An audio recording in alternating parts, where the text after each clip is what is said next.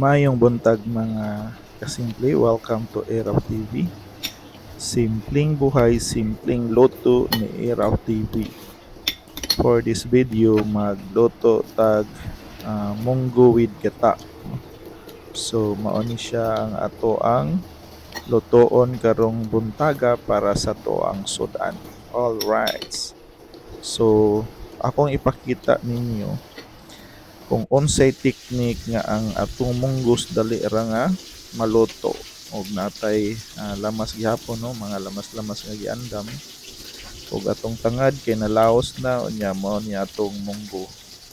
Unya natay dahon sa Chinese kangkong. All right, so mao ni siya ang technique mga kasimple, no. Magluto ta og munggos, dili nato palutawon sa tubig iniglata, no. Dili palapawan sa tubig ang munggos iniglata. So i-level lang gyud kung unsa ang gidaghanon sa munggos, level lang sad ang tubig. Unya kung nakabantay mo mga kasimple, while refill ta dihag tubig, nagsigi ra gyud gihapon siya bukal, no. Tungod kay ang atong gibutang dinha nga tubig, ininit siya nga tubig. So continue gyud ang iyahang pagbukal, no. Moto ningon ko ganiha nga makao na siya sud sa 15 to 20 minutes tungod ani nga technique. Og ang gatudlo ani ang akong amigo nga SG, si SG Bilieta. Pero ang yang ingon, nung maglata daw siya munggos, usa ka basong tubig ra daw iyang gisabaw. Pero naniguro lang ko kay basig mapaig, so ako ning gibantayan og ako ang ako ang dugang-dugangan og tubig, no, pero wala nako gipalutaw ang munggo sa tubig. So niana na nalata na siya, ato na ni siyang gitimplahan o niya ato ni siyang butangan og gata, no, munggo with gata. So hapit na ni siya maluto mga kasimple, dali ra gyud kaayo. Ato ni siyang butangan karon og Chinese kangkong, no, kung wa ko nasayop murag mao ni siya Chinese kangkong, no. So nagpalahi sad ta, no, kay kasagaran butang kamunggay, agbati, so ang ako kay Chinese kangkong. Kunya nani siya subak nga pritong isda. All right, so luto na, ato na ni siyang andamon para sa atong pagpamahaw karong buntaga. So perting inita og sabaw mga kasimple. Kunya natay prito nga isda. Of course, natay 1 cup of rice. All right, so magngaon ta mga kasimple.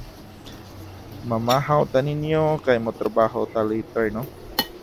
So munggo with gata, unya natay gamayng prito. So kumbati niya ni, no, makasurvive na ta ani. Lig-on na itong tuhod ani mga kasimple. So magpasalamat di ko sa nagtudlo nako ato nga technique, no, si SG Bilieta. Maayo ni siyang tao pero malditohon sa usahay. So magpasalamat di ko, no, sa akong mga followers sa nag-like, nag-share o niya. Daghan kayong salamat ninyo, no. So pamasin ra gining ako pohon bason og makapahalaypay ta ninyo pohon, no, kaloyan. Of course, magpasalamat ta sa Ginoo. So dinhi na lang, no, kutob ang ako ang pag-share ninyo, no, sa akong video o niya basin og mapuho na sad, no, makahigayon gihapon ta og video sa atong lutoon.